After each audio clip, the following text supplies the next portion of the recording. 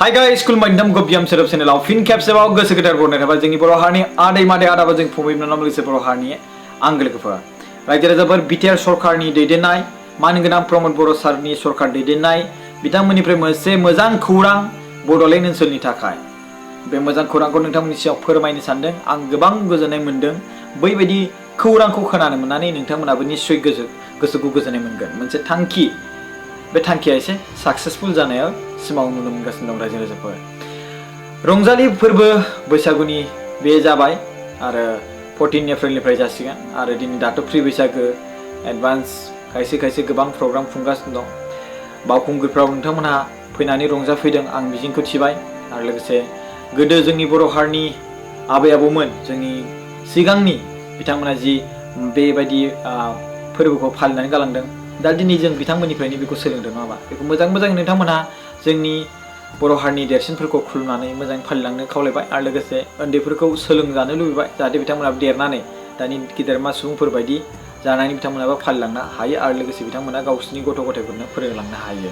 स' जोंनि बर' हारिनि आदै मादै आदा बाजै फंबाय बिनानावमोन लोगोसे जोंनि फंबाय बिनानावमोन आं दिनै बे भिडिअखौ खालामनायनि खारना बैसागुनि रंजालि बैसागुनि उइस खालामनाय लोगोसे दानि बावैसो जास्ट खौरां मोनदों आरो बे खौरांखौ मिथिनो मोननानै गोसोआ गोजोननाय मोनदों स्क्रिनाव होनो हागोन मोनसे एपिएससि मा होनदों प्रिलिम एग्जामिनेसन जादों 2023 मायथाइनि बेयावहाय जोंहा मानगोनां प्रमद बर' सारनि सरकार दैदेननाय इउपिपिएल सरकार दैदेननाय एलएन सरकार दैदेननाय बिटिआरनि सरकारनि जि सापर्ट बे सापर्टजों लोगोसे माखासे फरायसाफोरनि मोनसे मा होनदों बिथांमोननि सिमां जे बे सिमांखौ मा होनदों साक्सेस खालामनायाव सापर्ट खालामनाय दिनै सुपार 50 सीएम बिटिआरनि सीएम सुपार 50 बे प्रग्राम जागासिनो दं नोंथांमोना बयबो मिथिगौ बे सीएम सुपार 50 प्रग्रामनिफ्राय गासै 37 आउट अफ 37 निफ्राय माने 37 सुबुङा स्टुडेन्टआ एटेन्ड जादोंमोन एग्जामखौ बिनि गेजेराव 28 जन सुबुंफोरा बा स्टुडेन्टफोरा क्लियार खालामबाय एपिएससि प्रिलिम एग्जामिनेसनखौ रायजो राजाफोर 2023निखौ स' आं आखाइ खबनानै बिथांमोनखौ आरो खुलुमहरो आरो लोगोसे थेंक इउ आरो लोगोसे कंग्रेचुलेसन आं फार्स्टआव थेंक इउखौ जासिगोन जा मानगोनां बिटिआरनि चिफ प्रमद बर' सार आरो लोगोसे बिटिआर सरकारनि गासै दैदेनगिरि बिथांमोननि जि माने प्रग्राम लानाय जि थांखि लानाय बे थांखि लानायनि जि रिजाल्ट बेखौ दिनै नुनो मोनबाय जों आरो लोगोसे जायफोर फरायसाफोर गोरिब न'खरनिफ्राय सोरबा माहाजोन न'खरनिफ्राय बिथांमोनहा दिनै एपिएससि बा इउपिएससि फरायनो गोसो जायो माने क्लियार खालामनो गोसो जायो बिथांमोना आईएएस आईपीएस जानो गोसो जायो बिथांमोननि सिमांखौ माने इउपिपिएल दानि सरकारा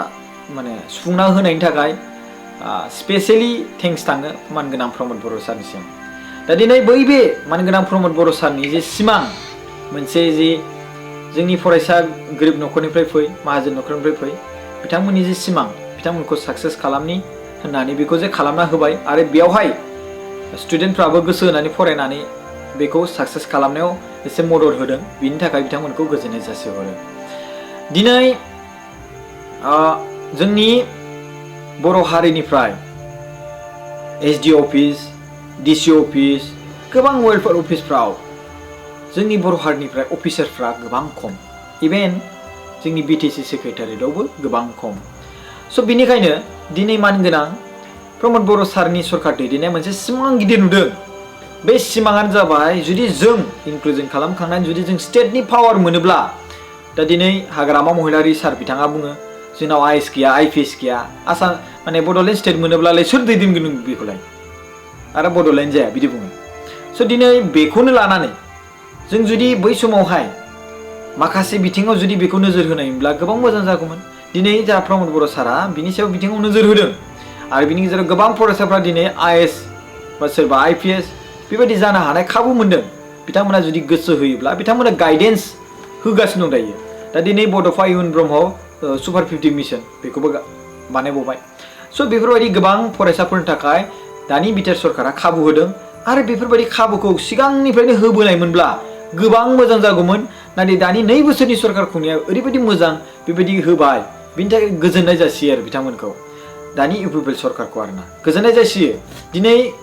माखासे सुबुंफ्रा बेखौ गनायना लायै आं बेखौ मिथिया आं बेखौ लिस्टखौ खोन्थाना होनि 37 स्टुडेन्ट्स आं मबाइलखौ बे साइडआव दोनदो दे माने गोसोआव थाजोबो ना बयनिबो नामखौ स' CM सुपार 50 जि स्टुडेन्टफोर 37 एप्लाइ खालामदोंमोन APSC प्रिलिम एग्जामसनावहाय आरो बेयावहाय 28 स्टुडेन्टफ्रा क्लियार खालामदों बिथांमोननि लिस्टखौ आं खोन्थानि फार्स्टआवनो मिस दीपशिखा दैमारी होनदों नैथियाव दङ मिस जुगामि ब्रह्म थामथियाव दङ मिस्टार अमरनाथ चौधुरी फोर्थआव दङ मिस्टार अनुपम दास फिफ्थआव दङ हाइरक ब्रह्मन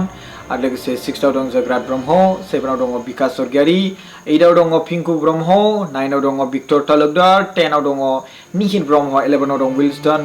विलवन बसुमतारी आरो लोगोसे 12आव दङ सिनाय सात बर' आरो लोगोसे 13आव दङ प्रसेनजित मोसाहारी 14आव दं काश्यप राभा 15आव दङ श्याम बसुमतारी 16आव दं गणेश चन्द्र बर'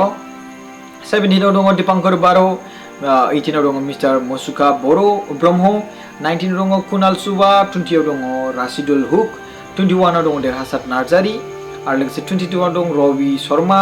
23आव दं मुकुल बसुमतारी 24आव दङ मिस्टार गुनेश्वर बर' आरो लोगोसे 25आव दङ मिस्टार फैलाव नार्जारी 26आव दङ बिटुमेन स्वर्गियारी 27आव दङ अलंबार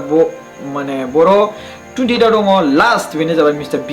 बिरसा बिराज मारान्डी बिथांमोनखौ थेंक इउ जासियो जे बिटिआर सरकारनि जि थांखि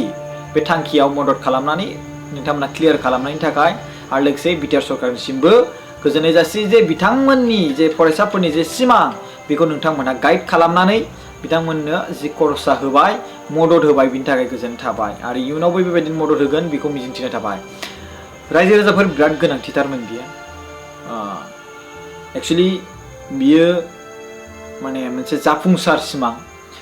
आरो बिनिफ्राय बांसिन आरो दा मोनसे एग्जाम थाबावगोन बिनिफ्रायसो बिथांमोना APSC खौ क्लियार फुरा खालामजोबनो हागोन बायदि मोनदां माने IAS IPS जानायनि दाथ' प्रिलिम एग्जाम जादों नङा होमबा आरो मोनसे एग्जाम थाबावो नामा आं होफेराखैबो आंहा बारा बिनि सायावहाय नलेज गैया थ'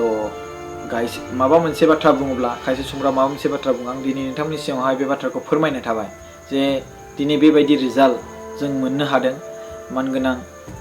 प्रमोद बर' सार सरकार दैदेननायनिफ्राय बिथांमोना दिनै IAS IPS जायोब्ला सानना नायदो मोनबेसे डिस्ट्रिक्टआव गोसारजोबगोन आरो जोंनि बर' हारिनिफ्राय जोंनि बड'लेण्डनिफ्राय बे गोसारगोन आरो लोगोसे बड'लेण्डनि जि गेजेराव ओनसोलावहाय डिस्ट्रिक्टआवहाय दैदेननो गोनां IAS IPS नि गोनांथि स' बिथांमोननिफ्रायनो जों बैखौ मोननो हागोन रायजो राजाफोर थेंक इउ स' माच रायजो राजाफोर भिडिअखौ नायनो थाखाय अननानै प्लिज शेयार खालामबानो जाबाय बे भिडिअखौ बयनिसिमबो आरो लोगोसे जाहाथे बिथांमोना मोनथिनो मोनो दानि जे बिटिआर सरकार बिथांमोना मा खामानि मावगासिनो दं खुगाजोंल' नङा बिथांमोना खामानिखौ प्रेक्टिकेलिबो मावदों थ' थेंक इउ स' माच गाइस भिडिअखौ नायनो थाखाय जय बर' हारिनि जय हेपि रंजालि बैसागु थेंक इउ स' माच थेंक इउ